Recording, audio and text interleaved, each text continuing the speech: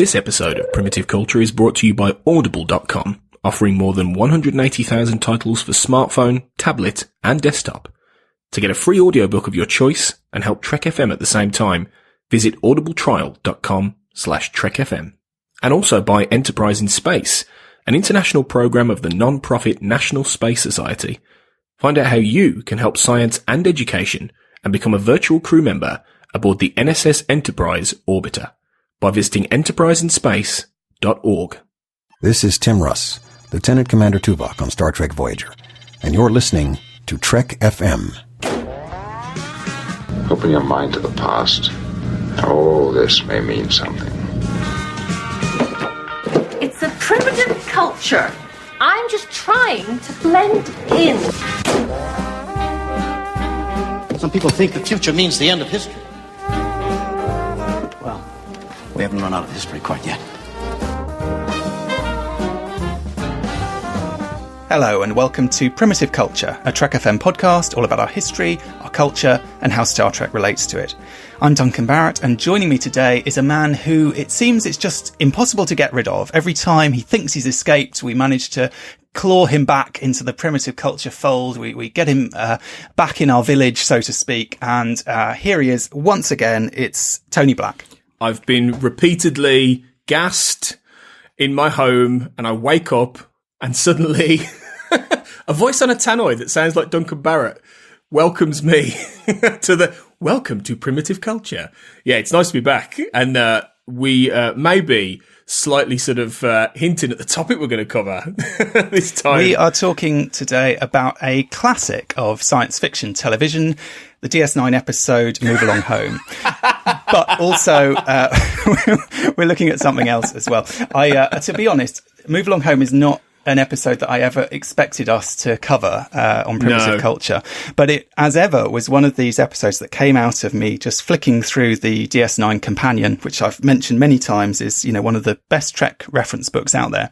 And I discovered that the episode Move Along Home was inspired in part by an episode of the iconic cult 1960s sci-fi, spy, psychedelic, weird, crazy, random TV show, The Prisoner, which I know that you, Tony, are a big fan of. Yeah. So I thought, well, okay, if there's some kind of influence going on here, this is something we just have to talk about. It's one of those things where it never occurred to me until you said it to me and said, yeah, and then suddenly I watched it, and this was a while ago before I rewatched it for this podcast, and I went, yes? How did we not notice this? And I suppose we didn't notice it because The Prisoner it's something that's obviously came out before you or I were born. We discovered it much, much later. And it was something more our parents' generation would have had when they were young. And I suppose for a lot of people that when they first watched Move Along Home, it would have been pretty obvious, or they would have potentially seen these connections. But it's kind of become a bit of a lost sort of inspiration, I think, in Star Trek. I don't even know. Do you think? I mean, I have to say, rewatching it now, I can see some of those influences. I do sort of wonder. I mean, reading into it more, looking into the DS9 Companion and so on, it sounds like this was an episode that, and you would be forgiven for guessing this from watching the finished episode, but it was a slightly troubled episode. They went through many different scripts, many different writers having a crack at it. And I don't know how many of the ideas sort of filtered through or how it got changed in all these various drafts and redrafts and so on. I don't think it's an episode that anyone was really happy with by the sounds of it. Partly the director was unhappy because they'd had budget cuts, because apparently they went over budget on Emissary. And this was one of the ones where they were kind of looking for ways of knocking a bit of money off the budget, I suppose, one way or another. Just creatively, it seemed like something that people were struggling with. I mean, it's kind of interesting just to have a look at what they say about it in the companion. They say it received partial inspiration from the old Prisoner episode Checkmate. And the reason for this is the episode Checkmate in particular features this very iconic scene, which is a game of chess being played with real people as the chess pieces. And because one of the big themes of the Prisoner is the idea of sort of individual freedom versus control by a a sort of state body or by kind of a group or whatever. There's this kind of thematic thing going on about, being the pawn basically, or being a chess piece that's being moved at someone else's will. So obviously this idea of kind of the game blurring the line between what's real and what isn't, and the idea of the pieces in the game, as you see in Move Along Home, actually being real people. But apparently, according to the companion, it says the original idea was that the crew would get caught up in a sort of village-like atmosphere, sort of surreal. The village is the weird, crazy place in The Prisoner. And then it was too expensive to build sets to kind of create that world. I mean, one of the strengths of The Prisoner, I think anyone would say, is it's filmed in this place in Wales. I think it's in Wales, right? Portmeirion. This kind of holiday resort, which is itself a very bizarre, eclectic mix of styles. It's a very strange looking place, and it lends the show a lot of this kind of surreal, just sort of weirdness almost, because it's got this sort of twee English thing. It's got this sort of continental vibe. It's got this kind of, it's mad basically. So they didn't manage to do that. And then they were thinking, would they do it on one of their existing, like the kind of standing backlots they have for, New York or whatever, and try and do it that way. And then in the end, they decided to do it in that sort of maze of virtually identical rooms. Which in a way, it always makes me wonder whether the people who made the film Cube a few years later were kind of inspired by this episode. You wonder. To do like a version of that where everyone just gets brutally murdered, rather than in Move Along Home where nothing bad happens to anyone. I recorded a podcast once with the director of Cube, Vincenzo Natale. Oh, wow. Yeah. I'm both on the Projection Booth, which is a really good film podcast. Mm-hmm. So if only I'd have thought of that, I could have said, Move Along Home, and see if he went Alamarain, and then I would have known, I could have asked Nicole de Boer when we were interviewing her last October, but, if only. It didn't come up. The other funny nugget, just by the way, that is in the DS9 companion that I love about this episode is because it was such a cursed episode and because everyone had so much trouble with it, apparently the word Alamarain became a kind of like a sort of code word or a kind of an expression on the DS9 set. So whenever anyone screwed up or something went horrifically wrong, members of the crew would just shout out Alamarain. It was like a sort of an indication of like total screw up, basically, one way or another. I mean, maybe we should just take a brief detour and give a little bit about The Prisoner itself, because there might be people who haven't really heard of this show or don't really know much about it. So The Prisoner was... You can do that. I don't. I'm not volunteering to try and explain. I'll try. Trying to explain The Prisoner is a bit like trying to explain a Rubik's Cube, that isn't quite fitting together. It's essentially a show that is... Which from the 1960s, I think it aired between 1967 and 1968. And it was a one-season show from the UK, which aired on a channel called ITC at the time. And it starred Patrick McGoohan as a secret agent, a British secret agent, who decides to quit one day. And he goes home. He's about to pack up his bags and he's leaving. And then suddenly gas comes into his home and he wakes up and he's in, as you described, a village, and it's called The Village. And he is designated, we never know his name, he's designated number 6. And in every episode of The Prisoner, there are about 17 episodes of The Prisoner. In each episode of The Prisoner, he's attempting to find out where he is, what happened to him, why he's been kidnapped. And ultimately, the people who control the village are these very mysterious...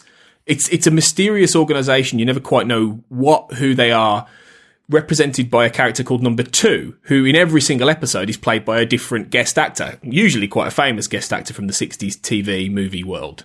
And it grows increasing. That's the essential premise. It's a man trying to escape this strange, otherworldly kind of creepy old sort of Victorian England at times style village that, like you say, doesn't quite fit that at the same time. And all kinds of surrealism happens. And as the show develops, it gets more and more strange, to the point where the final episode, I remember you messaging me, Duncan, when you were watching it going, I've no idea what's going on in this final. It is really, really absurdist and, almost Salvador Dali-esque by the end. Mm. It sort of gets, even like the final sort of 3 or 4 episodes, I think it gets increasingly bizarre somehow, because I feel like up till that point, it has kind of flashes of psychedelic weirdness. The kind of basic setup is uncanny and quirky, and everyone's sort of walking along and then stopping all of a sudden. There's a lot of people kind of laughing maniacally, and there's this kind of weird touches that makes it quite sort of nightmarish, I suppose. But it feels like there is a sort of basic reality, like it's sort of grounded in some way. And then you get later on, there's an episode, for example, which is basically a Western, and number 6 is suddenly taking part in this Western. It's only in like the last 5 minutes that there's a kind of rational explanation for why we're seeing that. And it turns out that is kind of one of these mind games they're playing with him. They've kind of rigged him up in a certain way to kind of almost like a holodeck experience or something. There are these kind of cardboard cutouts representing some of the other characters that he's interacting with in the Western. So at the very end, it does sort of fit back into the context of the show, but for the majority of the episode, it seems completely random. It makes no sense. You wonder what on earth is kind of going on there. Then there's another one where it's basically a spy story.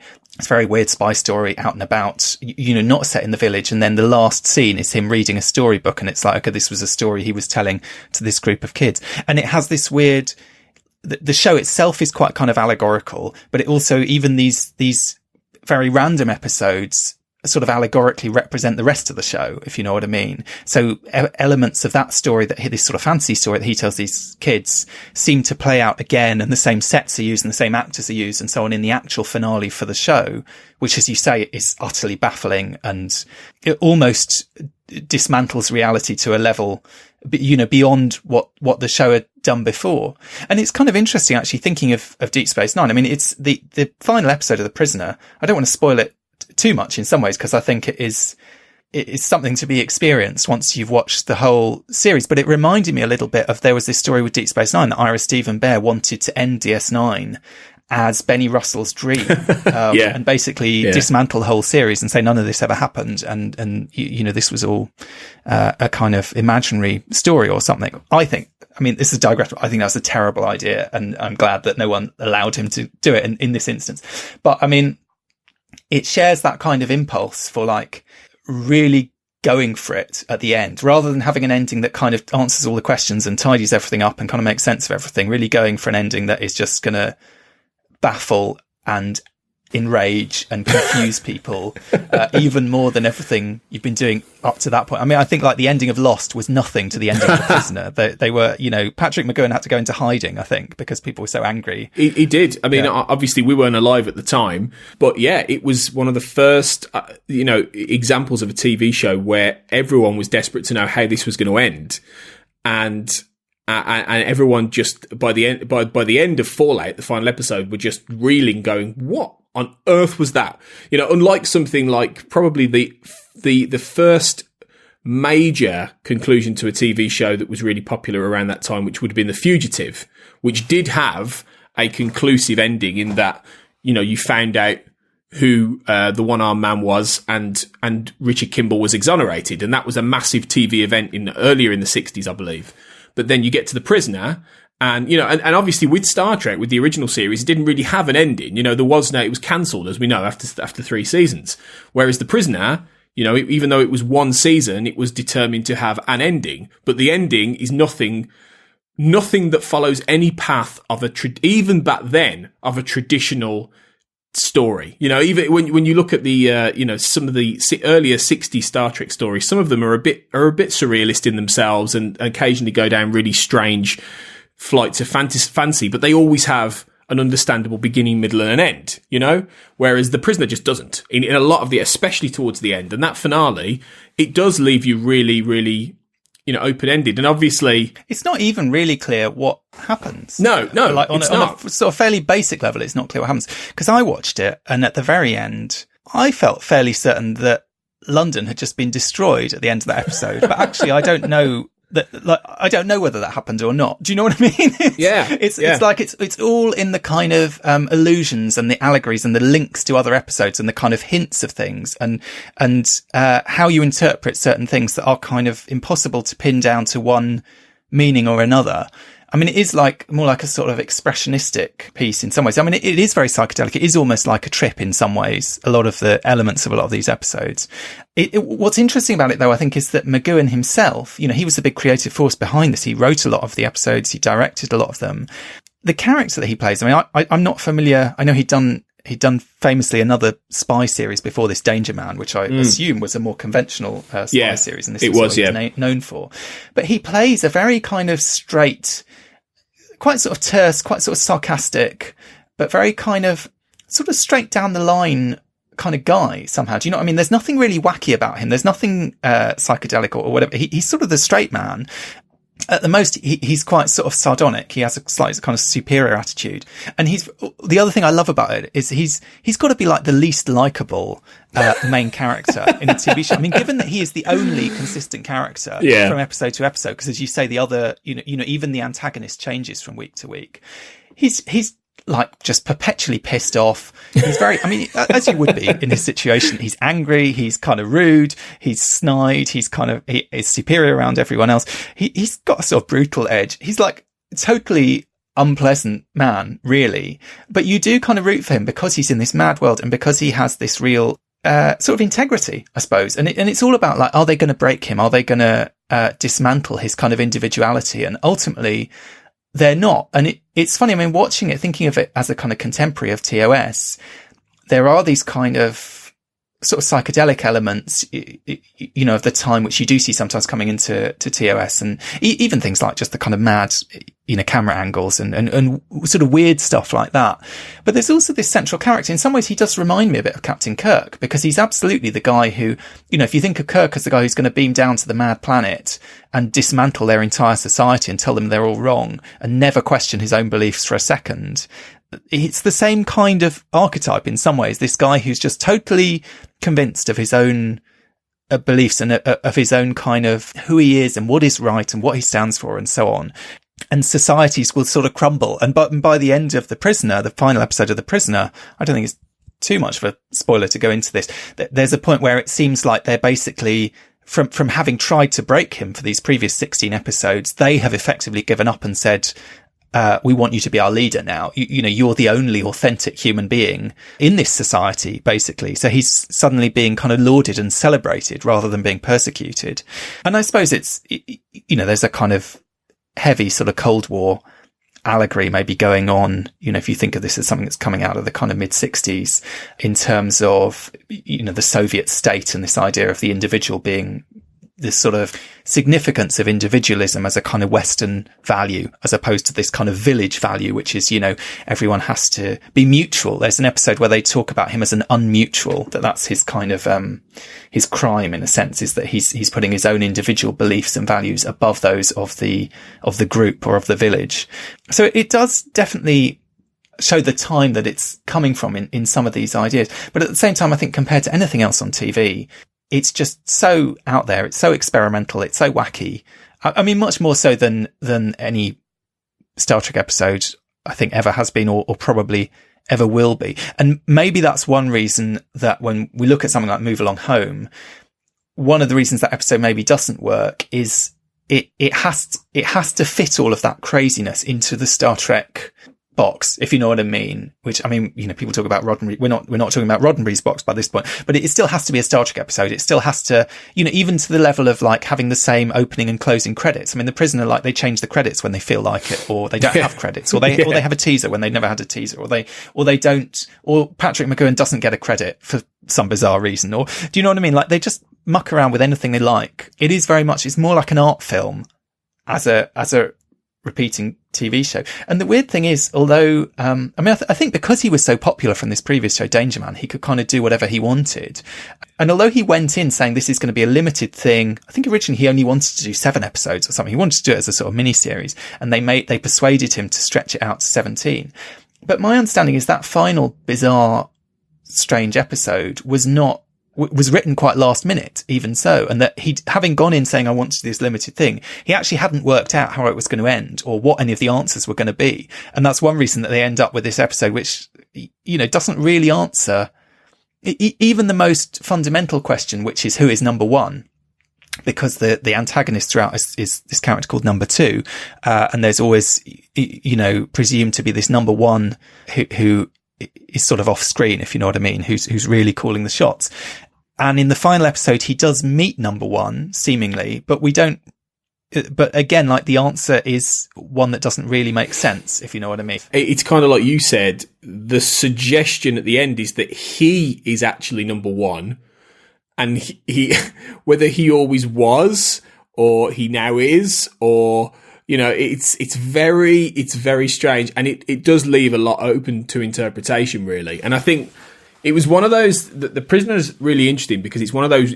It's a very rare series in that the lead actor ends up becoming not just the showrunner, but the lead writer as well. You know, when it first began, it wasn't just him. It was another guy called George Markstein. And he then ended up leaving the show towards halfway through. And it's at that point when McGoohan takes full control that it definitely becomes a lot more experimental and surrealist and trippy, and really taps into that sort of vibe at a time when you could get away with in many ways, you get away with a lot on television because it was more cinema. I mean, well, actually, it's funny because that was 1967 was the year that cinema starts to change as well in the US. It's the time of the so-called New Hollywood. And that's when you start getting films like Bonnie and Clyde, The Graduate, films that really push the countercultural revolution that's been going on in the 60s, really push the edge of what you can show on TV, on the movies, the kind of things you can suggest. And The Prisoner wasn't doing anything like that in the same sense, because actually McGoohan was offered the role of James Bond after Sean Connery, or maybe even at the beginning, actually, because it was before Sean Connery, because Danger Man, where he played a character called John Drake, who was a more traditional secret agent during the late 50s, early 60s, he was courted to become James Bond in Dr. No, and he turned down James Bond because he was a very moralistic man.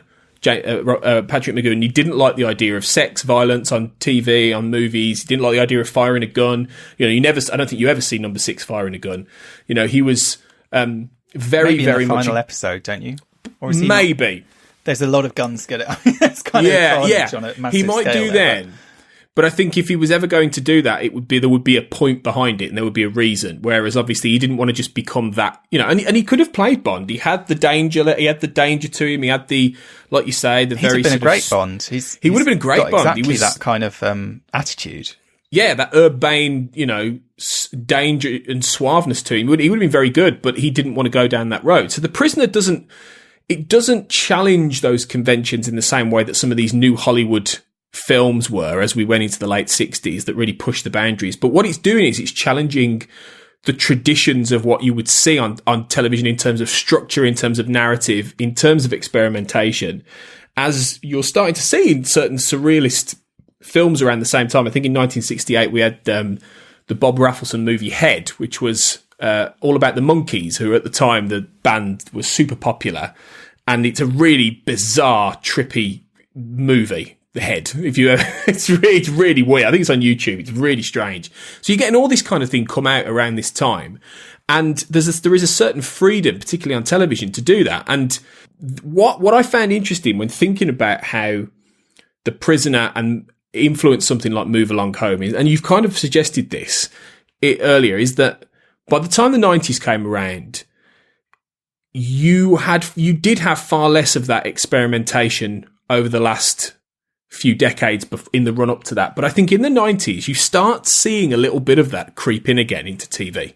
I think you start seeing a few more. I mean, Deep Space Nine, its very concept was challenging and experimental, you know, in the very framework within what Star Trek was doing, within what science fiction was doing. You had that and Babylon 5 at the same time, which had very similar concepts and really sort of challenge the conventions of storytelling in a different way. Whereas The Prisoner was throwing everything in the air and you didn't know what to expect and it was going down surrealist tangents. Things like Deep Space Nine were pushing at the edges of how you tell a story. You know, when you have serialization, when you have ongoing character arcs, things that you just didn't get in network television as much, particularly through the 80s, unless it was a soap. And actually, it was like a soap opera. Interestingly, The Prisoner, although it's sort of playing a weird game with serialization, because the order of the episodes, if you watch them, it's quite clear that they're not in the correct order, so to speak. I mean, in some ways the order was kind of randomized, and whichever episode was done was ready at what time was kind of put forward Do you know what I mean? Kind of got bumped up or got bumped down or whatever. And in America, they didn't show at least one episode, and they switched the order around. So like the maybe the second episode is actually one of the later it's a really good episode, but it's clearly one of the later episodes, and it's obvious that it's out of sequence because this number 2 that keeps changing, it's the number 2 that is in the show later on. And by the time you get to the end, I mean, you said when I messaged you earlier this week saying I'm not sure I'm going to get through the whole lot, and you said, well, make sure you watch the last one. Well, actually, I did get through the whole lot, and I'm glad that I watched the last sort of stretch of them, even though they weren't typically my favourite episodes, because I felt like it did start to become more sort of serialized, and things started to get picked up week by week, even if in a kind of allegorical or kind of, not necessarily a totally literal way. And the last episode actually, I think, is the only one that basically has previously on the prisoner, effectively before the credits, because the penultimate episode, which is very different and very weird in a whole, completely balmy in a whole different way, where basically it's this sort of mind game where the number 2 at the time is sort of trying to take him back to his childhood and go through his whole life and his development and so on, and try and get inside his head that way. But that leads directly into the final episode, to the extent that you do need to, if not have seen it, you need that recap. I mean, that seems quite bold for the 60s, especially because it's not the Menagerie part 1 and 2. It's not like a 2-part story, but it is one story that is kind of fairly self-contained, but absolutely leads into the next story. So it is kind of a 2-part finale, but like we see the 2-parters in DS9 compared to other Star Trek, where the 2 parts might be very different, but they're kind of, you need to watch them together, if you know what I mean. It was something that I think you found that TV shows did less often. And I think that it is interesting when you think about The Prisoner with serialization, because it doesn't work in terms of serialization as you'd think of it now. It's a very different kind of beast. But again, it's another one of those reasons why it did leave a mark and it did inspire. And I think that what I really like about it is that you are completely left without any real sense of confirmation about anything, and you don't get many TV shows like that, particularly in nowadays. Everything has to have most TV shows have to have some level of explanation by the end of it, or some context in which you can form some sort of opinion. I mean, can you imagine what social media would have been like had The Prisoner aired these days? I mean, it would have been terrifying. The discourse around it would have been unbelievable. I mean, it's like the ending of The Sopranos, but for 50 minutes. Do you know what I mean? Exactly. It's not just a confusing final, or like I say, Lost, or I mean, we do get these shows where they have very divisive endings, but it's just bizarre on a level that is kind of extraordinary. And I think it does really push the boundaries in terms of what we expect from TV, because maybe, like I say, it does sort of feel like an art film. We do expect that kind of experimental work in the cinema more. We expect television to be much more kind of packaged and neat and kind of tidy. And I suppose that's why I'm kind of wondering, I mean, you were saying, did these kind of 60s ideas sort of come back in the 90s? And I think arguably you could say that 90s Trek, you do get these episodes that have this kind of wacky, almost psychedelic, almost trippy kind of quality. I mean, I'm thinking something like the Thor in Voyager, which has that kind of creepy circus thing. And in DS9 as well, you do quite often get, then in Trek generally, you get these kind of sort of mind bleepery episodes where you get, going inside someone's mind or inside someone's thoughts or whatever, which is very much the kind of things that are coming out of The Prisoner as well, the different ways that they're trying to break him or to get information. They keep saying, we need information out of his brain. It reminded me actually a bit of the episode right at the end of DS9 where Bashir and O'Brien go inside Sloane's brain, and this idea that you can kind of represent someone's unconscious or someone's sort of mental landscape, that you can kind of visualize that and explore that, and it can become a kind of labyrinth or a maze or whatever it is.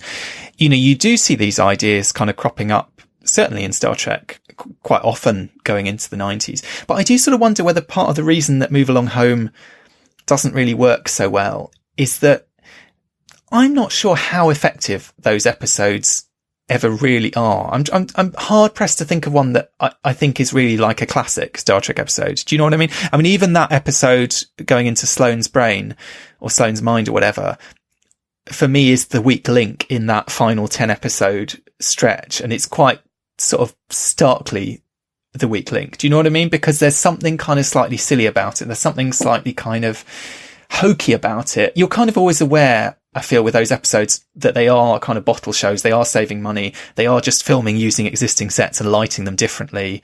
And you get that with Move Along Home, you know, with this set that is basically every room is sort of almost identical and they kind of move the walls. Like I say, with Cube, it was literally like, what's the cheapest way to make, this kind of horror film? Okay, we just have the same room again and again and again. And we move the camera, move the walls and then just keep filming in there for, you know, weeks on end or whatever.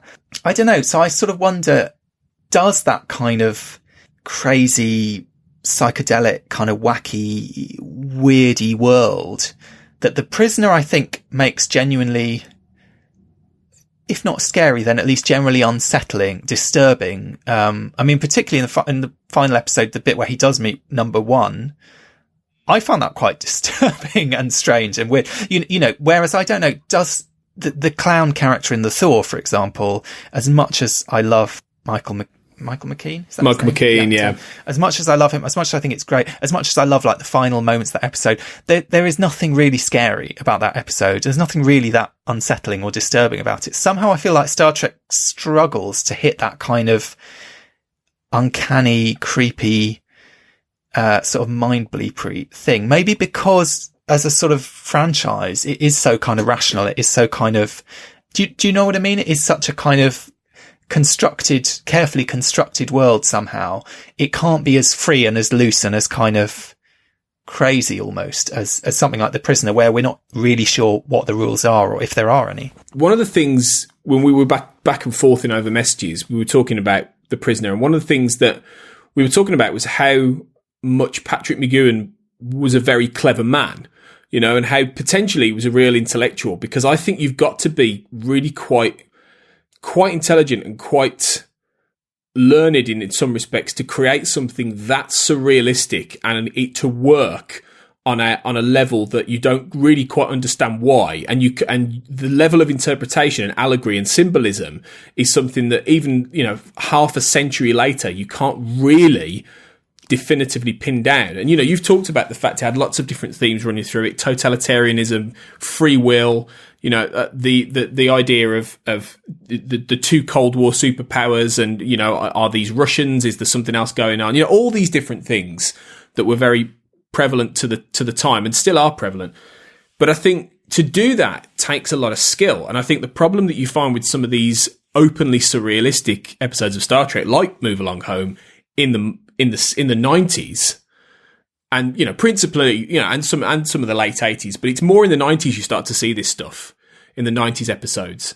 It doesn't work because I think you can't really try and do that in some sense. I think it takes both a combination of fierce intelligence and, in some respects, a real sort of bizarre level of experimentation to really come up with something like that. Whereas I think sometimes the Star Trek episodes are trying too hard to actually replicate that kind. I'm not saying they're trying to be The Prisoner, because I don't think they are, you know, but I think they're trying to sort of capture an almost kitsch retro surrealism and absurdism that doesn't work because it's being manufactured. Like you say, within this box of, there has to be, to some extent, you have to explain what the Thor means, you know, or you have to explain why.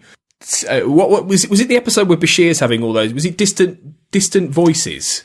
There's a guy who's kind of done something to his brain, basically. That's right. And he's aging, and yeah.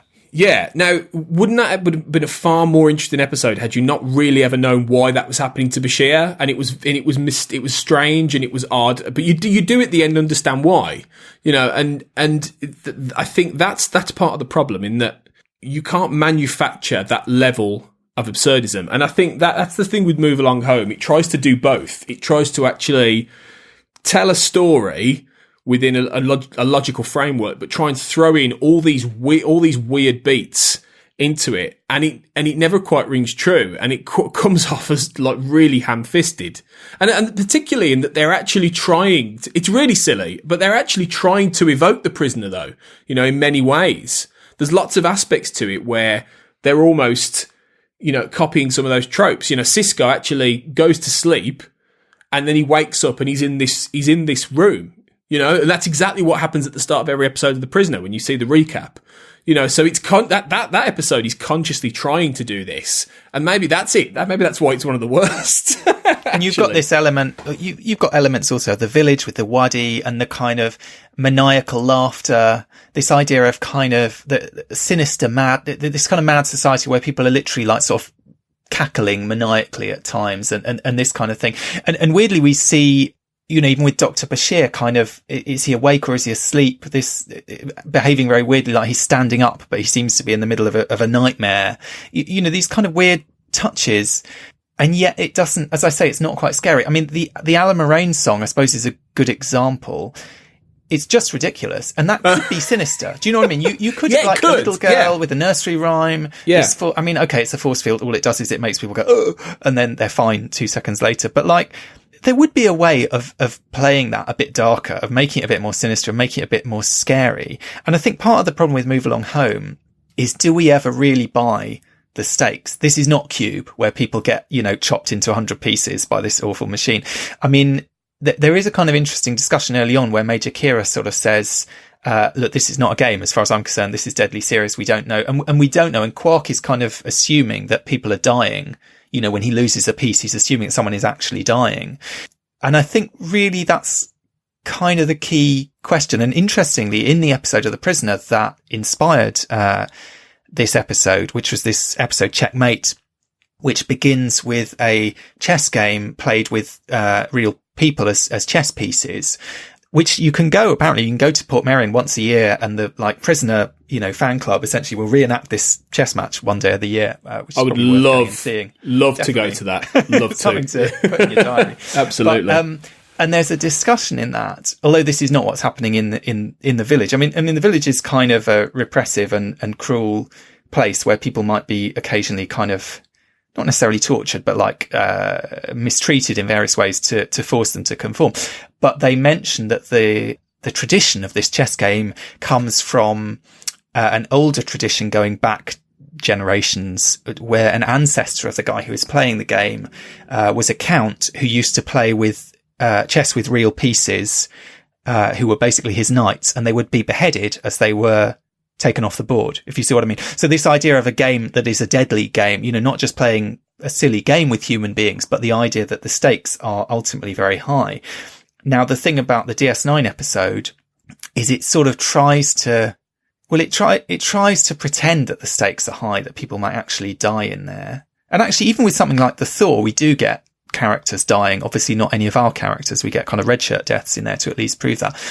With Move Along Home, we know none of our four, there's not even a red shirt. I mean, in a way, if they'd sent a red shirt, they could have sent that awful security guy who Odo has a couple of scenes Constable Odo. I know. Yeah. I don't know what happened to him. He's this really, I don't even know his name. He was awful. Random character up in Ops who's just kind of annoying and in the way. If they'd sent him along and he died, then that would have upped the stakes. It would have kind of established, okay, so that we're saying it's a game, but actually it's a really serious game. But then at the end, you have this scene where the Wadi guy is like, hey, it's only a game, you know, which sort of pulls the rug from under the entire episode. Because if it's only a game, then what have we actually been watching? Then what's the We've just point? been watching a bunch of people sort of pissing around for 45 minutes, playing this really silly game, and that's not dramatic. Do you know what I mean? And so the only real drama is that Quark mistakenly believes that something serious is happening, and I don't know. I do sort of wonder whether that's part of the problem. I also think it just one reason that these Star Trek episodes maybe don't quite necessarily manage to land when they go this sort of surrealistic route or whatever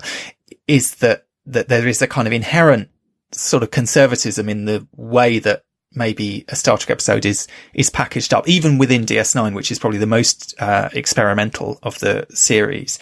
And it made me think, you know, when you were saying they can't go far enough or they can't really push it. Something like Farscape, actually, I'd say is a series that maybe could do those kind of episodes better because the show was more weird in its nature. It was, maybe that's partly from not having a kind of militarized structure. You've got Starfleet, you've got this kind of, hierarchical structure anyway. It's all quite orderly in a certain way. Farscape was much more kind of random and ragtag and this bunch of weirdos on a spaceship, and it could go in more weird, strange directions. I mean, Clara and I recorded an episode a few months ago looking at different European sci-fi series and how they kind of differed from Star Trek. And I think that is one aspect of Star Trek that's quite noticeable, is that it is very kind of, sort of formalized and kind of, as much as it can be very experimental. And one of the things I love about Star Trek is it can go in very different directions in terms of genre. You can get a courtroom drama episode, you can get a rom-com, you can get whatever,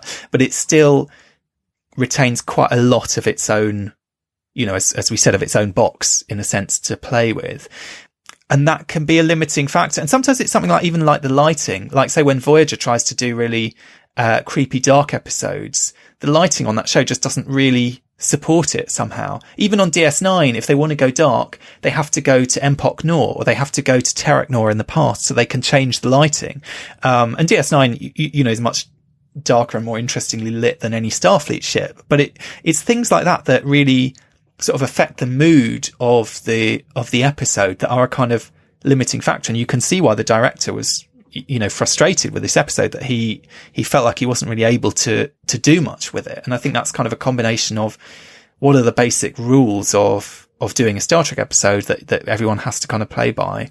They're format breaking, but not experimental quite often. And that's the thing. Like you say, they can change genre, and you can go from an episode like, Move Along Home, which is trying to be a bit absurdist and a bit surrealist while telling this. And then, like you say, pull the rug from under you in one of the worst ways, in one of the cheapest ways, and hope it lands, which it doesn't. And then the next episode, I think the next episode is the Nagus.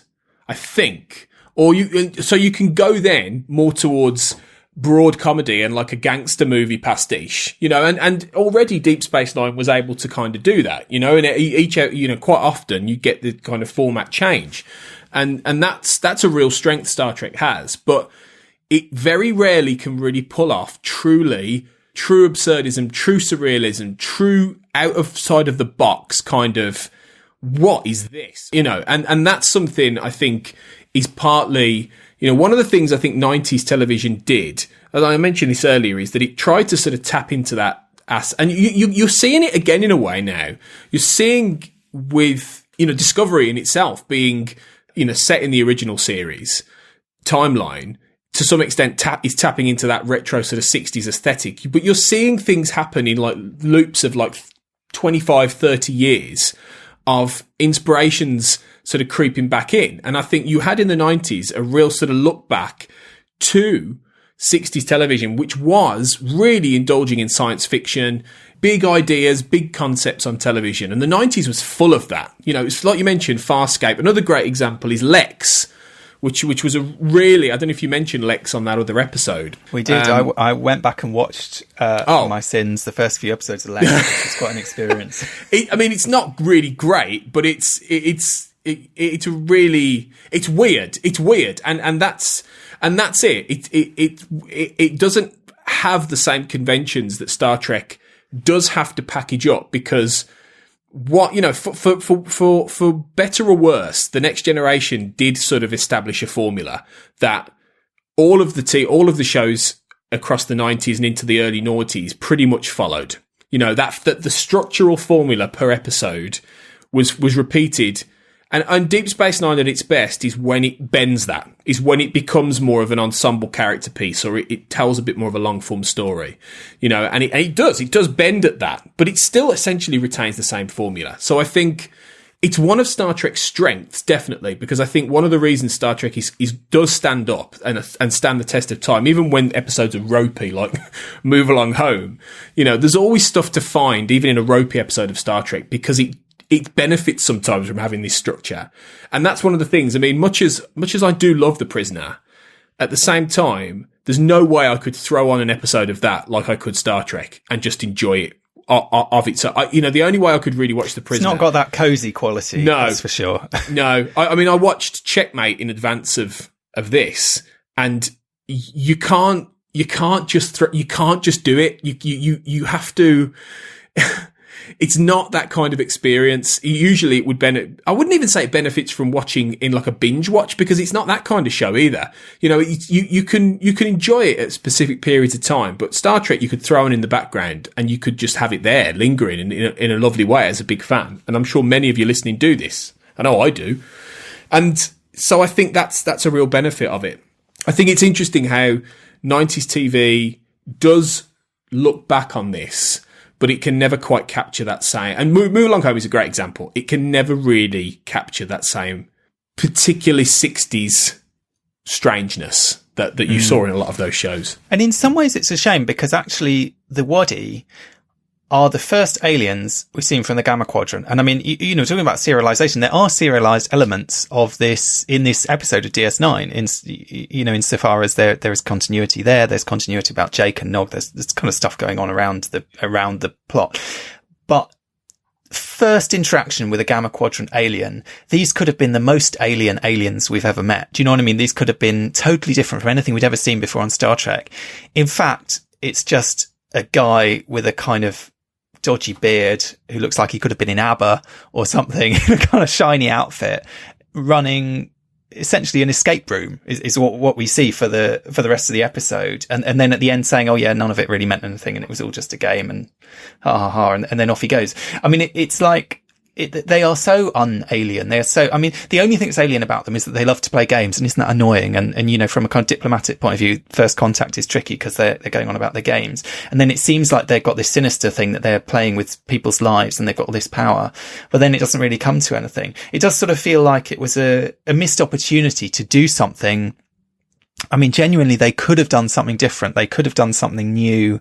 They could have used the fact that these are aliens from a new part of the galaxy that Star Trek has never explored before to make something of that, and to make something of the fact that, you know, even around this game playing thing, they could have taken that to a more serious extent. They could have, gone dark with that. I mean, whether that means killing off random red shirts or however you want to play it, they could have found a way of kind of, making that a powerful element of the story. But in fact, of course, they go down the kind of easiest, safest route of not really, sort of committing to any of that. And I do think it's a shame. The other thing this episode always makes me think of, incidentally, as well as, well, not as well as The Prisoner, because I hadn't seen The Prisoner before this week, so it wasn't making me think of that until I read it in the companion.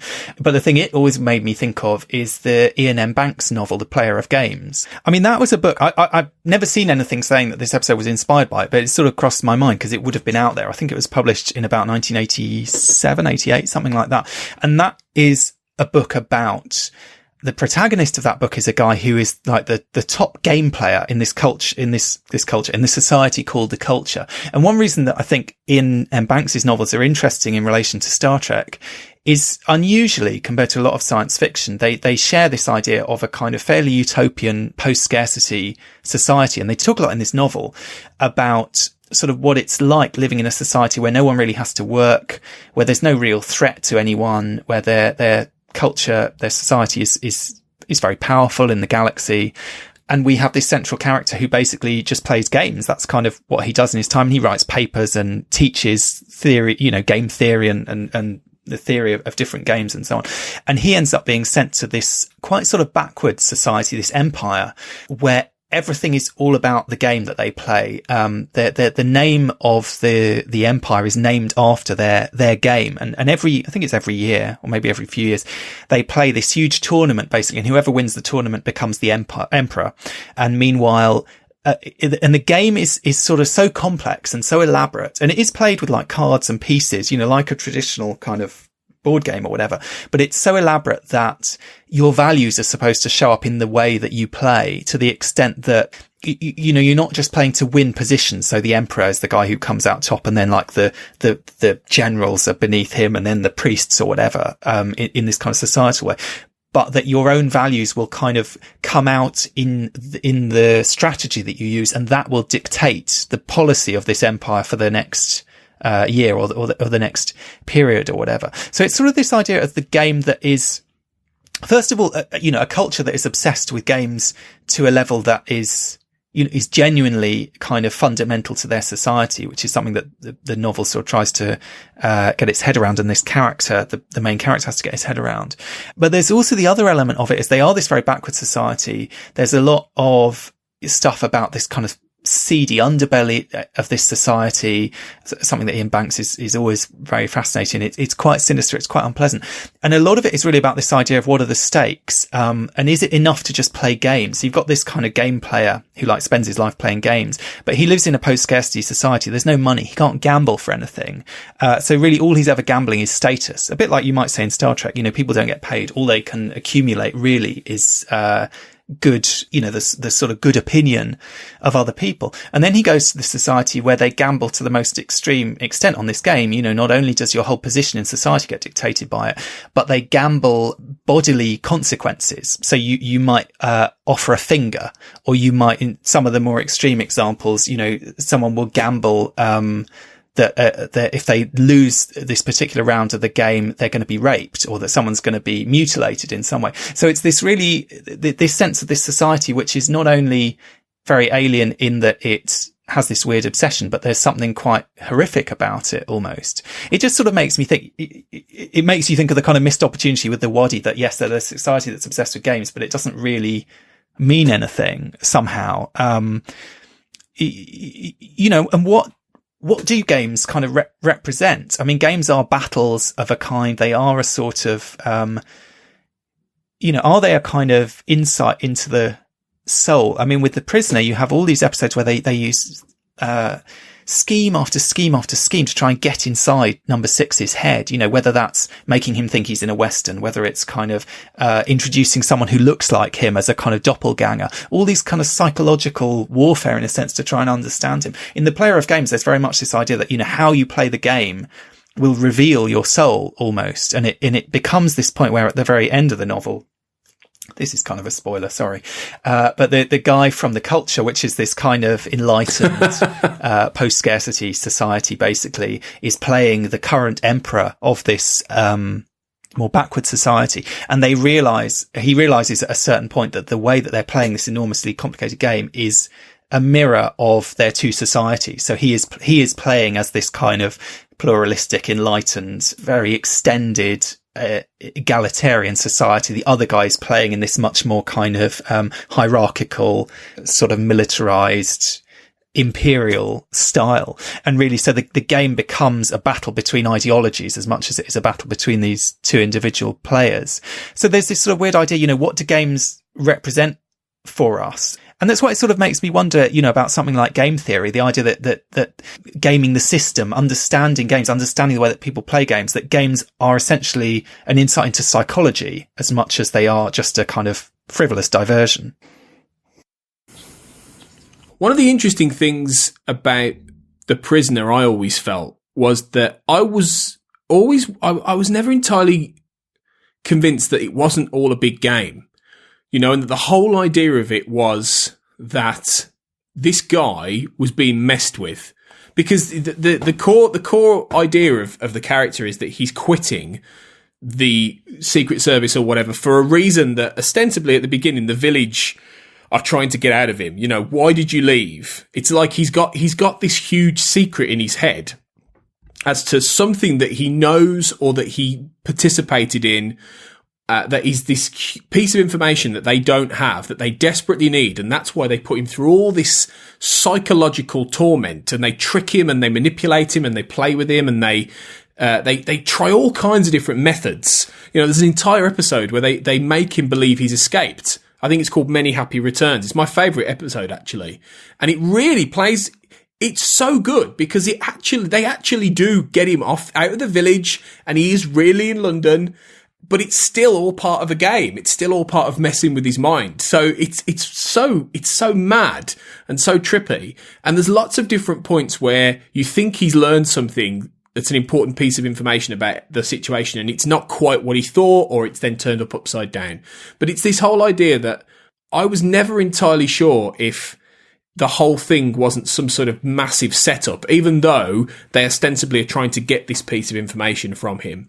You know, and that's what messes with my head every time I watch the show and I think about it, in that, what if it was all just a big game? What if he was part of it? What if he actually was playing along or something crazy like that? And with The Prisoner, you never entirely know. And I think that's the great thing about the psychology of these kind of stories where, you know, like you've just discussed, in that I love the idea that maybe there could be a level of complicity along with it. And that's the nuance of that is lost in something like Move Along Home, when you find out that they were just being messed with as part of this weird first contact scenario, you know, in order to essentially please the Wadi, you know, and keep them on side. And then it just feels like you could have gone down a lot more of a different kind of route with that very core idea. You could have made it much more where, like you say, there were stakes, there were actual threats, there was this uncertainty as to quite what their motives were, you know, and I think that would have made them a much more interesting group of characters. But there is that level of underlying psychology which I don't think is there with Move Along Home. It's just, they're just trying to access that level of, oh, what if it's all a game? Oh, what, you know? Look at this obstacle they've got to look at, that piece of weird camera angle, and it's just a bit like, yeah, but none of it rings true. You know, it's not convincing absurdism. It doesn't really help them anything in along any those lines. Tangible way, realizing that they're participating in a game. I mean, they do sort of realize that at a certain point. They have this kind of moment where they're like, this is like a game. It's got different levels. You know, these chap 1, chap 2, or whatever. It's got kind of, you know, there are sort of game-like elements to what they're being asked to do, but it doesn't really make that much difference to them. I think you're right, though, about The Prisoner, that I actually think number 6 treats it like a game. He does treat it as if every week it's his job to kind of try and outwit them. It is kind of a battle of wits. He is kind of a master at playing it. And what's kind of awful about it for certainly the first, you know, decent chunk of episodes is every week it seems like he's going to succeed. And then they have this refrain, like the last sort of shot of every episode is his face sort of zooming towards the camera, and then these bars clanging shut over him. So it's like, you know, however close he came to escaping or to doing whatever it was he was trying to do, something goes wrong and they always get him in the end, and it all turns out to have been hopeless. So it's a weirdly sort of depressing outlook in a sense, in that certainly for those, you know, first decent chunk of episodes, it feels like there's always the same formula, in that every time you think he's going to succeed, he's frustrated and he loses the next round of the game. Now, by the time you get to the end, it is all slightly turned on its head, and they do manage to have a kind of triumphant, if utterly bizarre and incomprehensible ending. But you know, it doesn't, in some ways you might think that show would end up in a kind of really gloomy, depressing way, with him just sort of stuck back there again. But I think there is definitely a sense that he's kind of playing them, they're playing him.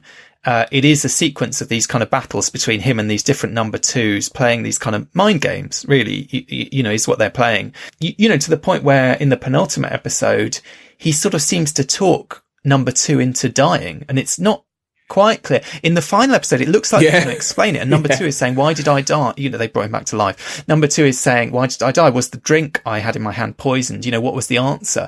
And they refuse to explain how it was that number 6 telling him to die somehow managed to make him die. But it does feel like sort of ultimate mind game that they're, you know, and there is a lot of kind of hypnotism. There is a lot of mind reading. There's an episode where people's are swapping bodies. You know, there is a lot of this kind of sci-fi stuff in it, weirdly, even though it's sort of set essentially in the present day. It's set in this weird kind of surrealistic place, but there are kind of contemporary things. I mean, in the last episode, they play All You Need Is Love by the Beatles, which again is very weird and disconcerting and kind of feels inappropriate, but at the same time it feels totally appropriate. So it's that kind of dreamy, strange, you know, the fact that suddenly in this kind of weird otherworldly sci-fi show, you've got what must at the time have been very contemporary music. And it is a show that sort of plays with a lot of those different elements, but I think definitely it does kind of, the game is significant, and there's a reason that there's that chess match in the episode Checkmate, and the whole of the episode is kind of allegorically connected to it, and to this idea of, how do you know who's on which side? Because they talk about the fact that in their chess game they don't wear black and white, they don't differentiate the two sides, but the idea is that you can tell whether someone is playing for, with you or against you by their behaviour.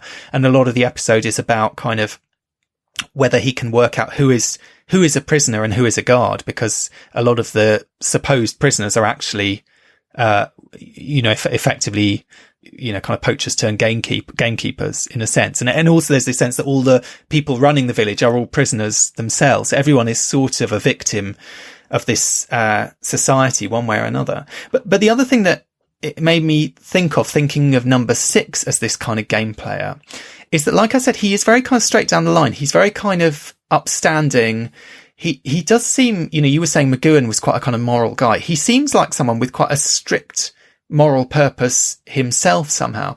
And one of the things that struck me about these stories is, of course, the kind of sort of the inciting incident, in a sense, for Move Along Home. I mean, you were saying, okay, the Wadi come and they want to do their thing with games. Well, actually, the whole thing with the game is supposed to be to teach Quark a lesson, because Quark cheated. And that's what kicks the whole thing off, is someone who won't play of course. fair. And the idea that when you're talking about games and games as an insight into people's souls or personalities or whatever, this idea of whether you cheat or not is absolutely fundamental. And actually, even in The Player of Games, the novel, the thing that kicks the whole thing off is that this game player is convinced by this kind of sinister, they have these drones, like drones, basically. I mean, I think when it was written, this was a radical concept. We now have drones, but if you imagine you had a drone that was self-aware and talked to you and so on, and this kind of rather sinister drone convinces him to cheat in a game that he's playing, which he's already going to win, but there is a way of winning that no one has ever achieved before, and it will be beautiful and kind of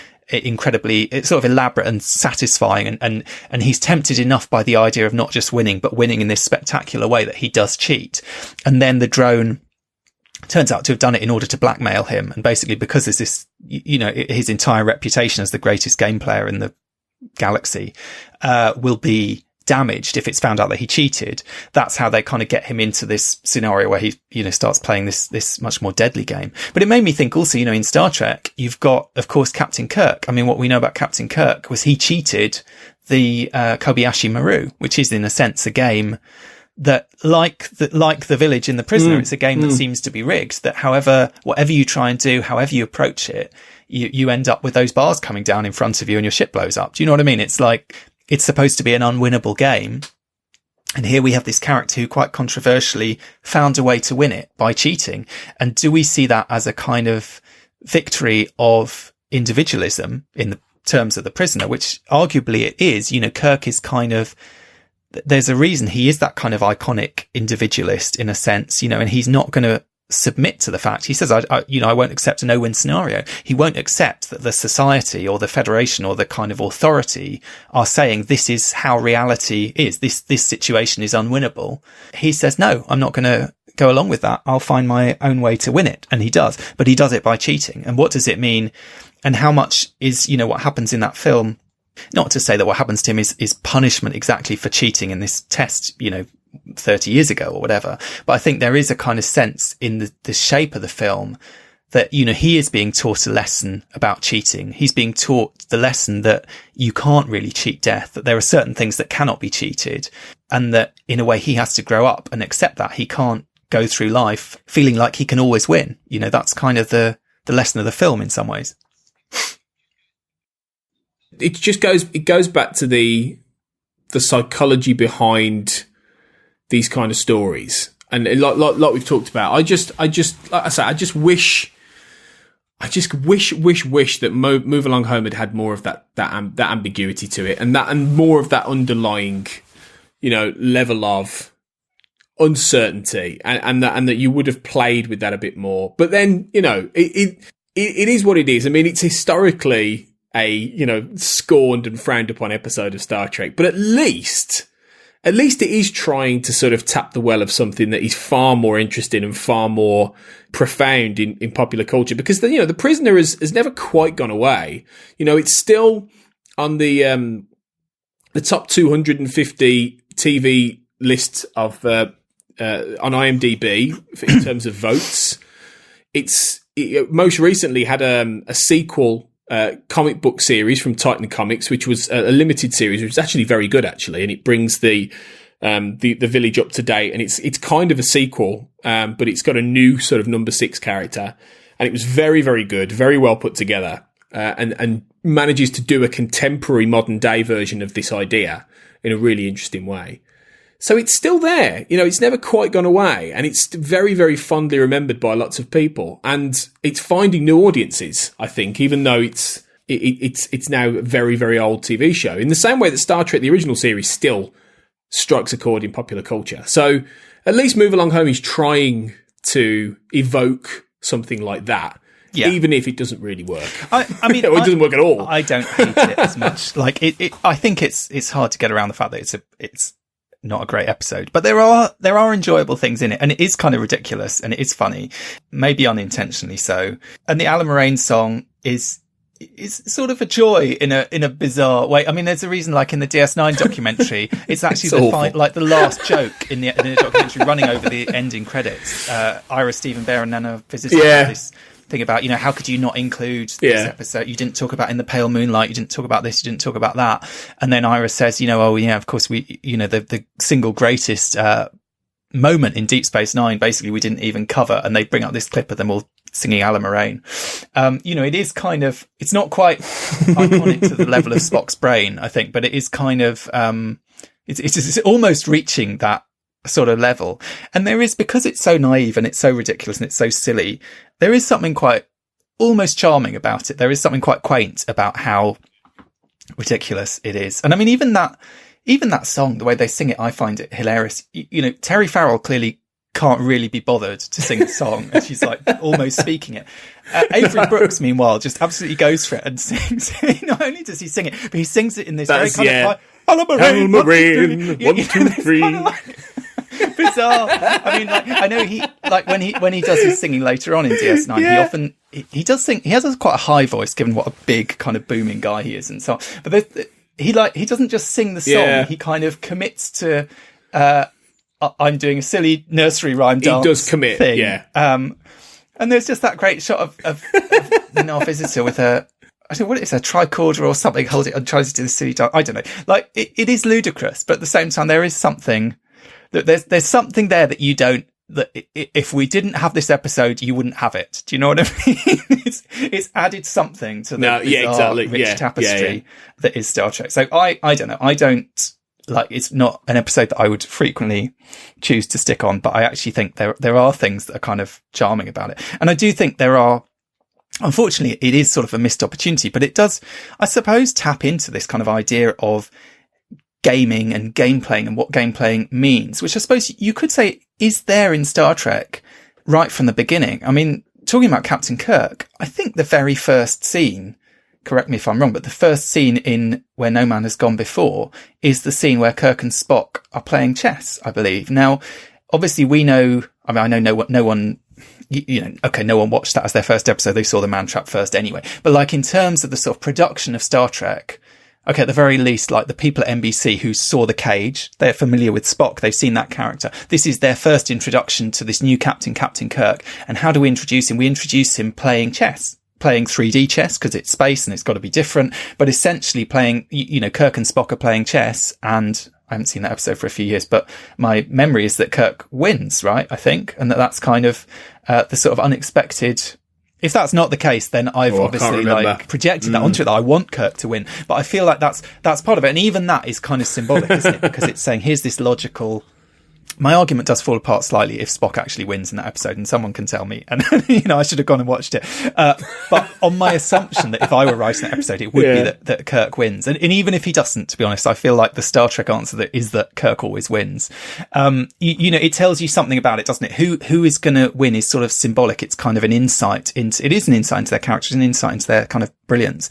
And Kirk is a character who is presented as a kind of game player. He's a risk taker. If you think of the Corbomite maneuver, he's almost like a sort of high stakes poker game or something. And of course, in Next Gen, we get the poker game as this kind of significant sort of emblem of taking risks and making decisions, of all those kind of things, games as a sort of metaphor almost. And Star Trek is sort of obsessed with games one way or another. I mean, you've got, you know, on the kind of silly level, you've got Fizbin, you know, Kirk again, like, inventing this kind of ludicrous, meaningless game that people then have subsequently tried to sort of, you know, make some kind of sense of. But you've got all these kind of board games popping up throughout Star Trek, you know, Calto, Caddiscot, Kotra, you know, then you've even got games like the, Stratagema, how do you pronounce it? The one that weird guy plays. You know, yeah. Stratagema or something anyway, like that. Yeah. You've got all these different games cropping up at different times. And this idea that, you know, that this is something that on these ships, and in some ways you might think it's weird. If you've got a holodeck, why you play, you know, are you really going to go to the mess hall and play, you know, what looks like kind of Space Connect 4 in the case of Voyager, you know, that, Caddiscot, that Naomi Wildman and Seven are playing. You know, you get these kind of, Space Connect 4. Quite basic looking Space Connect 4. And again, that sort of insight into culture. So like the Vulcan game is all very logical and very mysterious and sort of mystical and so on. Every culture seems to have its own games one way or another. And I suppose that sort of is true to some extent, although maybe we've kind of lost that in our society because we do. I mean, I don't actually even know where chess comes from. I mean, obviously Chinese checkers, I assume, comes from China, but like a lot of the games that we play, I think most people who play them are, you know, not really even necessarily familiar with what the history of something like that is. Like chess is a kind of pretty much a universal game. Everyone, well, most people grow up at some point learning how to play it, even though the rules are quite bizarre and random and, you know, learning that the knight makes that weird L. You know, it's on one level, you'd think it could be quite an obscure game that people would be like, this makes no sense. This is bloody mad, you know, but at the same time, it's kind of part of growing up that everyone learns how to play that. And I suppose that there is something about like that. You know, what are the games that we kind of teach our children? What are the games that we grow up with? And what does it mean to learn how to play these different games and to sort of participate in that as a sort of part of our society or our culture? And to be fair, I mean, obviously we're talking about Star Trek episodes that aired 20 some years ago, nearly 30 years ago, but you're finding that board games are making a general comeback, you know, in cold. I mean, you know, you're getting a lot more pop-up shops now that are specific board game shops where people go and they play these things and they can eat and drink at the same time. You know, I've been to one myself and it was fantastic. You know, you pay a little bit of money and you've got an entire selection of games. And these days, you know, there are some really fascinating, complicated board games that involve a level of skill that isn't just things like moving a knight or a pawn around the board. You know, you've got things like Pandemic, for example, which is a big one, you know, where you're fighting off a plague, and you've got, you know, there's so many complex ones now that are really, really interesting to play. So I think as much as on this, while at the same time, we've obviously had video games over the last few decades take people's attention, and now we're starting to see the beginnings of, you know, virtual reality technology with game playing. At the same time, I think you'll find that there are still a certain subset of people who want to actually play something that is 2D in front of them with a level of skill and, you know, and psychology, because a lot of the board games have far more psychology in them anyway, you know, in how having to sort of second guess or bluff or, you know, be very tactical about the way you're playing a game with other people set around a table. So I think, you know, Star Trek maybe, you know, had some sort of forward thinking in terms of how they wrote those shows by actually having these 23rd century, 24th century characters still playing physical board games, even in a society where you would think that by now they've completely moved past anything physical like this. I think in a way, maybe they didn't quite anticipate the fact that they were quite on the money with that. And it wouldn't surprise me if the board game actually does last longer. The actual psychological side of it lasts longer than your virtual space, or certainly sits alongside something like in chess, the future. It's become, the design has become sort of streamlined and simplified enough that it kind of is almost timeless. I mean, compared to these kind of modern games that show their age, or even something like Monopoly, that I suppose it kind of is of a certain time and is still incredibly popular, but you can kind of sort of imagine the moment that comes out of. funnily enough, I joined a year or two ago a local board games group near to me, and I went along thinking it would all be like Scrabble and Cluedo and the kind of games that I'd grown up with. And it was totally different. As you say, these were games about, you know, one of them was about, I don't know, setting up vineyards in the south of France. One of them was about what photos do you take on holiday in Japan? You know, they're in some ways very specific things, but also you're right. Absolutely. The psychology. The first night that I went along to this group, the first game that we played, I have no idea what it was called. I could barely ever follow the rules for most of these games, but this was a game where a big part of the kind of mechanics of it was you had a bag, like a little cloth bag, and you had some goods in the bag. You were some kind of trader or something, and people were sort of making each other offers and so on. And you could either tell the truth about what was in the bag or you could lie about it. And so the game was really, a large part of the game was about essentially bluffing the other players. I suppose same as poker, you know, in a sense, about what's in the bag and whether you've really got to trade what you claim you have or if you're selling them a dud, essentially. And I was thinking, gosh, this is a very, you know, sort of psychologically complex game, and you're kind of making all these judgments about other people and so on. And I was playing with a couple of other guys, and the guy I was sat next to, at some point someone went off to go to the loo or whatever, so I just got chatting to him and I said, "Oh, what do you do?" And he said, "Oh, I'm a psychologist." And I sort of thought, "Oh God, okay, you know, I've got no chance now. You know, how am I going to stand a chance in this game?" Because it is absolutely, you know, psychology, and you know, that's sort of the key to winning it. But arguably, I suppose, you know, we see this in Star Trek again and again, you know, that's the key to, you know, defeating your adversary or your nemesis or whatever, is to understand them. And I suppose that's what these games kind of, prepare you for one way or another, is that they are a way of working out, you know, something like actually the Wrath of Khan. I mean, so you've got the Kobayashi Maru, this game that Kirk was, you know, playing against the machine, so to speak, and refusing to lose. But you've also got this game being played out between Kirk and Khan, which is, you know, it's very much like as a war game scenario almost. I mean, it is this kind of battle, and it's all about tricking each other and kind of, you know, playing to the psychology of the other player.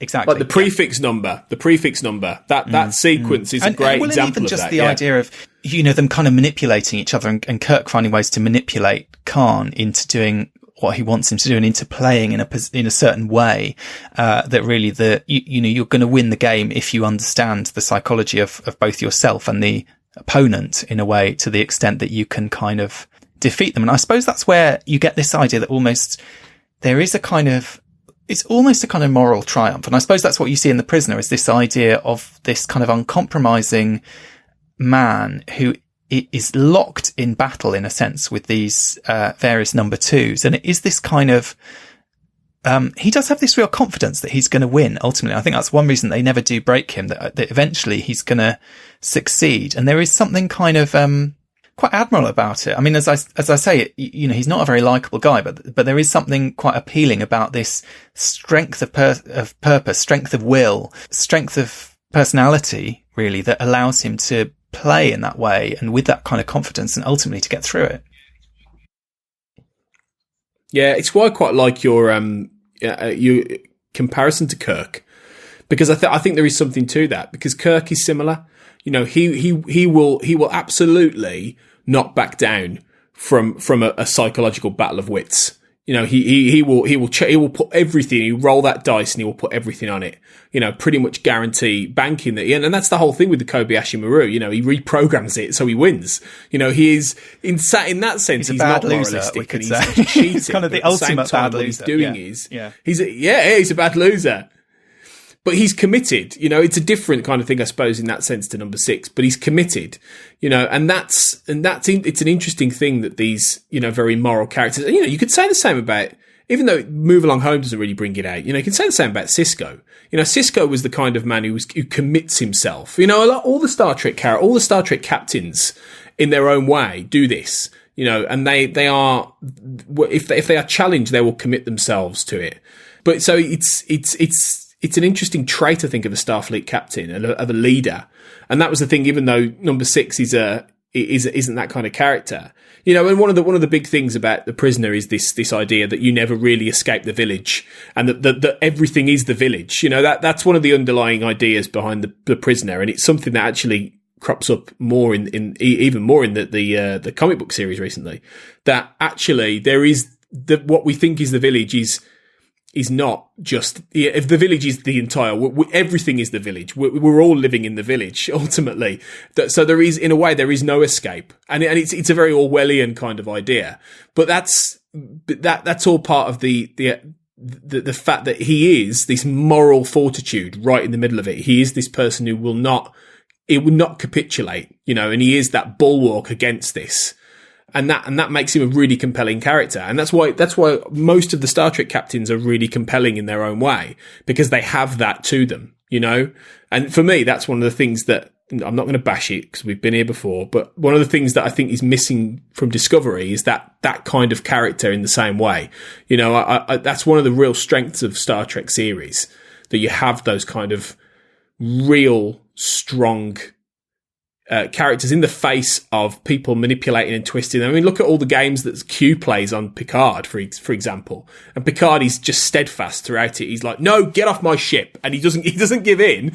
And that's a really powerful and funnily enough, actually, I was thinking Star Trek does that very well. Watching The Prisoner, because there are some of these weird sort of surrealistic touches. There's a whole like Napoleonic army at one point, and it made me think of that episode Hiding Q. Q is also quite into the kind of costumes and the kind of, certainly in the early episodes that we see Q in Next Gen, that kind of weird, uncanny, kind of creepy, and even like the maniacal laughter. We get that in Encounter at Farpoint in the courtroom. That slightly mad element, and absolutely playing games with tilted people, cameras and all that stuff. But I think you're right. The village is very much a kind of a microcosm for the world, and there is this kind of link between sort of the village and the world, and this link between the idea of who someone is in the game and who they are in reality. And of course we see that in Star Trek a lot in the holodeck, and is who you are in the holodeck the same as who you are, or if you're Barclay, is it the opposite?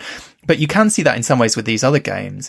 And I suppose the thing about these games is that they play to a sort of competitive aspect in these characters. And I mean, we see that with Cisco in the baseball episode, of course. I mean, that's a whole different, like, sports and those kind of games. But, you see that as well, I think, in the board games as well. I mean, if you think about the Poker Club in Next Gen, they take it quite seriously, given that they live in a post-scarcity society where they can't ever win anything. I mean, what are they playing for? It's kind of meaningless. It's not even like on Voyager, they have these replicator rations or something. So they've kind of created an economy that they can gamble.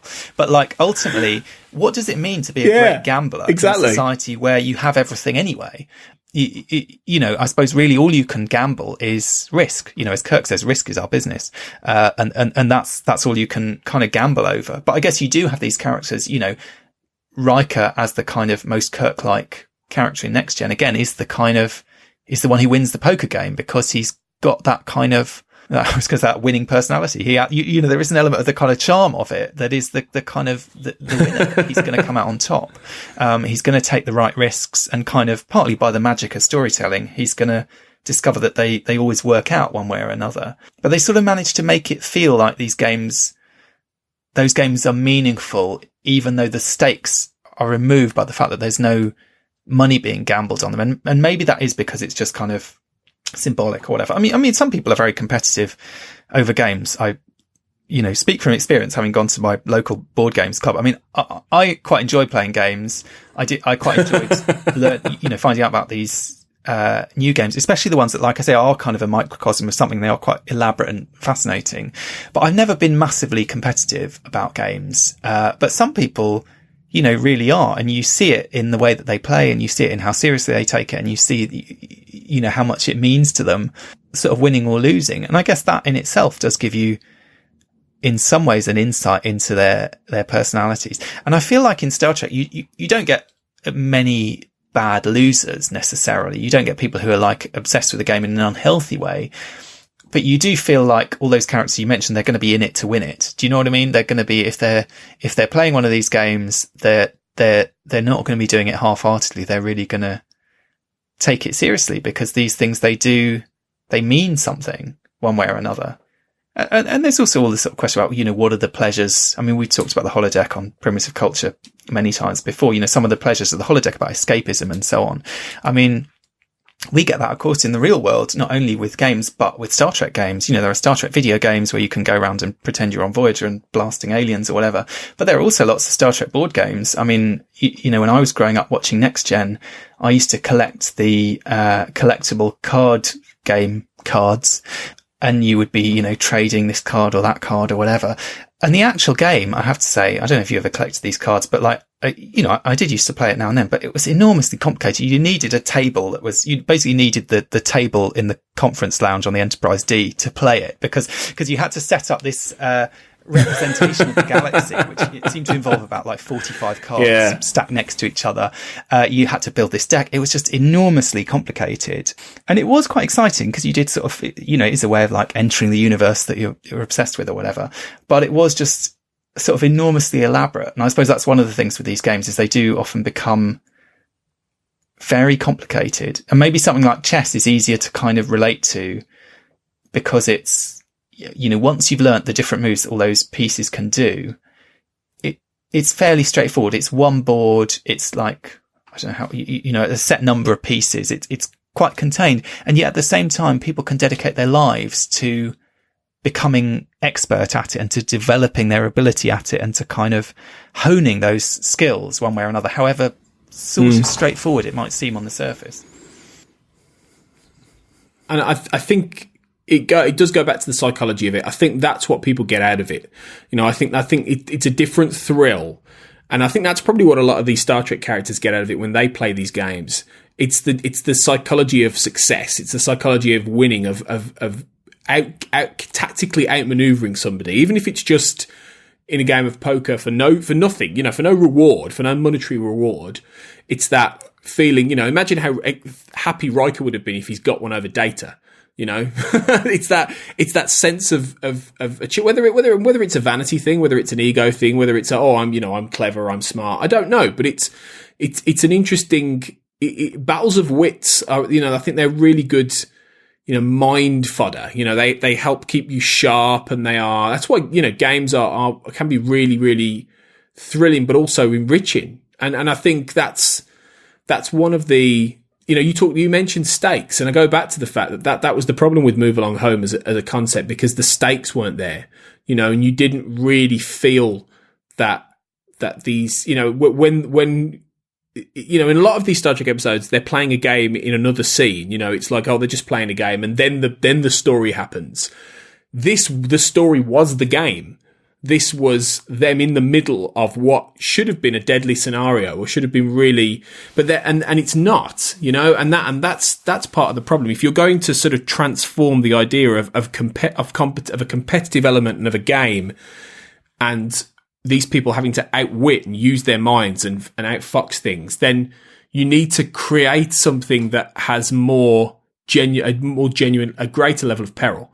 And I think that was everything. That was exactly what The Prisoner had every week. You know, even though you knew that this was a battle of wits going on, you really knew that people were just disappearing, or they were dying, or even if you weren't necessarily attached to the people around Number 6, their fate gave his journey greater weight and greater threat and greater fear, because you just didn't know how he was going to get out of it. So, you know, you have to be careful how you portray a game, I think, on screen. You've either got to commit to it, as we've said, or don't make it about an interesting the game. Element in The Prisoner, of course, that the relationship between Number 6 and Number 2 is key to every episode. And the fact that this antagonist changes with almost every episode is kind of interesting, because it's a way of sort of reinventing the game and reinventing that sort of battle.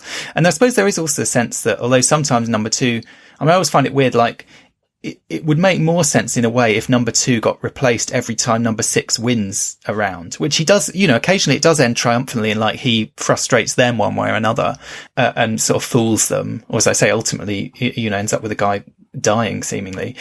But actually they seem to get replaced sort of either way. But so there is this sense that each week it's a battle with a new antagonist, and there's something quite exciting about like what quirks is this Number 2 going to bring to the table. And in one of them, for example, it's a woman, which is kind of interesting. And, you know, how does that change the dynamic and change the relationship between number 6 and number 2, and so on. And maybe that's another element that is lacking in Move Along Home, is that the Wadi guy, although he turns up in the game, he turns up, in the, Chap 4 or whatever, he just turns up to kind of shout random things and be weird. He's not a presence as an antagonist. Maybe that's what you really need in order for a game story like that to be about psychology and so on. It needs to be a battle of wits and a battle of will. And you kind of need to know who is the antagonist and what do they want and what do they, what are they playing for, in a sense? What are the stakes on their side as well as the stakes for our characters? And maybe all of that is just slightly kind of opaque in the DS9 episode as well, because we don't know why the Wadi are playing this game. We don't even know until the very end whether it is a game or whether it's how serious it is or isn't or whatever. I mean, the Wadi guy he acts quite sinister in Quarks, I suppose. He says some things that are sinister enough that Quark and Odo get at some level what's going on. But he's kind of, the Wadi are very sort of mysterious and opaque and kind of, we don't really know what they stand for or what's going on. And I think that does make it harder to sort of engage with that. That sort of also, it doesn't just lower the stakes, but it kind of lowers the investment in the battle, in a sense. It's not Sisko and that guy going head to head in a battle of wills. It's kind of Sisko, Bashir, Kira and Dax kind of, loafing around in this bizarre, brightly coloured kind of labyrinth type thing that doesn't really seem to go anywhere. Sort of almost like killing time in there somehow until we get to the end of the episode, which is partly because they have no agency really anyway, because it's slightly unclear who dictates what happens to them, because it's sort of being played out on some other level anyway, a bit like with the chess match where symbolically in The Prisoner, the players have no control over the outcome of the game. They're literally just pawns. They're literally just pieces. And when one of them does try to move against his orders, he gets taken away for, reconditioning. I think they are essentially pawns. I think that again could have been made a little bit more of. It could have been a little bit more explicit, but then you'd have to kind of maybe clue the audience in on something a little bit more. And I think that it was trying to go for the ambiguity, but it kind of doesn't work. It doesn't work in the same way that it should if you had been a bit more aware of what their motivations were. I sometimes wonder if it might have worked better had you known what their motivations were. And I don't know. It's an interesting episode anyway. I mean, it's worth it for the comedy, and it's at least entertaining. And there are some episodes of DS9 in the early days that are really quite boring. So it's never boring. it's not good. That may be, but it's never boring. I'll give it that. We can say about it one way or another, but I mean, it's there.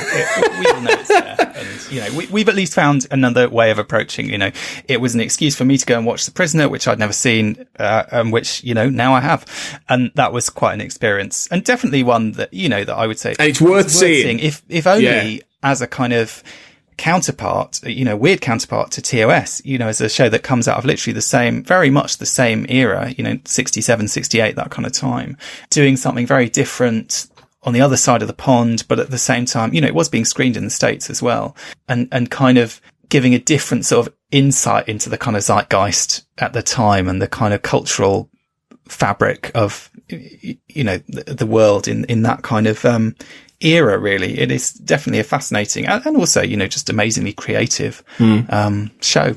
It's aged really well as well. It has aged amazingly well. Really it looks well. really good as well. That's the surprising thing. It looks much less ropey than you would think, especially given that, one of the kind of antagonists in that show is this giant sort of white blobby ball thing that chases people around and kind of suffocates them. It's kind of kitsch. It's kind of, it's got lots of elements that shouldn't really work. And yet somehow combination of sound effects, music, all this kind of stuff, it does more often than not. It lands. They do manage to make it genuinely creepy and weird and kind of uncanny and sort of genuinely strange. And it could easily have been, I think The Prisoner could easily have just come across as really naff and silly and kind of kitsch, and it sells it much, much better than you might expect in some ways. And certainly, not to keep on bashing Move Along Home, but it certainly sells the weird, crazy world that it's presenting a lot better than that episode sells the weird craziness that it is. You'll never forget The Prisoner if you watch it. Yeah, it's true. That is absolutely true. No, you'll never escape. Well, it's been fun having you back, Tony, to talk about this. And this is not the last time. We might even have a rematch coming up soon, because I think you're going to be back on our, I was going to say on the air, on our podcasting wires on a kind of semi-regular basis now, hopefully moving forward. Is that right? Yeah. I'm gonna come back and we're gonna try. I think maybe try and do one a month, maybe something like that. I'm going to come back more regularly anyway, because I've missed doing this, and it's it's always fun. So yeah, there's no escaping me either now. You're the number two who keeps coming back somehow, one way or another.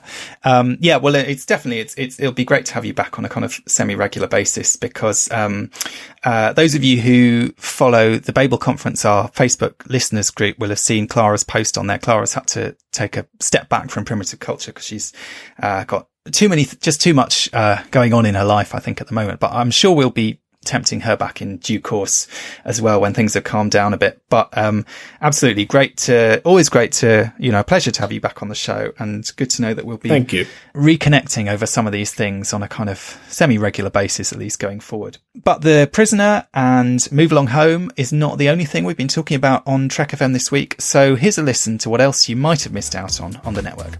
Previously on Trek.fm, Literary Treks.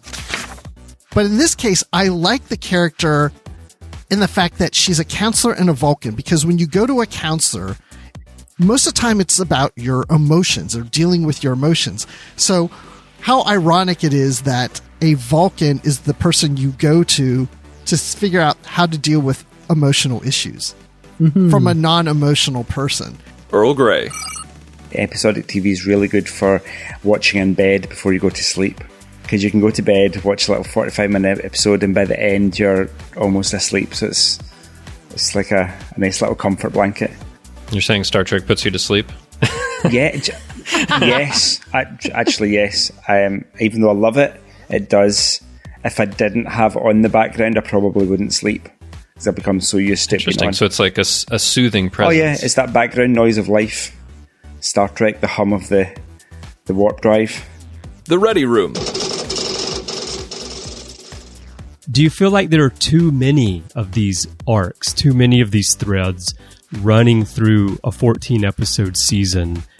And I ask that because one of the more interesting stories to me, apart from the Red Angel, the big story, is the Stamets-Culber story. And I think that both the actors, Wilson Cruz and Anthony Rapp, have done an amazing job of portraying this story. The chemistry between them feels so real, and I've really connected with the emotions behind this story. But I feel shortchanged. I feel like we're only dipping in here and there, just enough to remind us that story is going on. Whereas I would like to see it develop more, and I feel like maybe they're just trying to do too much in too little time. Warp 5. But I think Brandon's right. You can jump to Bound and have the same thing. Yeah, you can jump to Bound and have the same thing. Because you could have him say, I want to leave, then find his replacement, whatever happens in between, now he decides to stay, and there's a problem because this guy wants to stay. Which plays out all in Bound. Correct. So I think I'm not going to be able to drive Brandon as crazy as I want to. I will say no. And that's what else is happening on Trek.fm. Check out all these shows and join the conversation about your favourite corner of the Star Trek universe and beyond. You'll find us wherever you get your podcasts. If you're an Apple user, be sure to hit the subscribe button in Apple Podcasts on iPhone, iPad or Apple TV, or the desktop iTunes app to get the latest episodes as soon as they're published. And please leave us a star rating and a written review. If you're not an Apple user, we've got you covered as well. You can find our shows on Google Play Music, Stitcher, TuneIn, Spreaker, SoundCloud, Windows Phone, and in most third-party apps. and you can stream and download the MP3 file from our website or grab the RSS link. We'd love to hear your thoughts on today's show, and there are many ways for you to do that. The best place is to join the larger conversation at the Babel Conference, our listeners group on Facebook. Just type in Babel, that's B-A-B-E-L, into the search field on Facebook and it should come right up. If you'd like to send us an email, you can use the form on our website at trek.fm/contact. Choose to send to a show and select Primitive Culture. That will come right to us. You can also find the network on Twitter at TrekFM and on Facebook at facebook.com/TrekFM. We are Primitive Culture and we are your hosts. My name is Clara Cook and you can find me on Twitter at ClaraJeanMC. My co-host is Duncan Barrett and you can find Duncan on Twitter at Barrett's Books. If you'd like to help us keep all our shows coming to you each week, you can become a patron of the network on Patreon. Visit patreon.com/TrekFM. That's patreon.com/TrekFM to get all the details. Perks include early access to episodes, exclusive content, producer credits, and more, available through our special patrons website, Patron Zone. It requires a great deal of money to produce, host, and distribute these shows each month. We really appreciate any support you can give us, and hope you'll join the team. Again, you'll find all the details at patreon.com/TrekFM. Now I'd like to express a big thank you to our executive producer, Amy Nelson. You can find Amy Nelson on the Earl Grey podcast on Trek FM. So thank you everyone for listening to this episode of Primitive Culture, a Trek FM podcast about our history, our culture, and how Star Trek relates to it. You're blended, all right.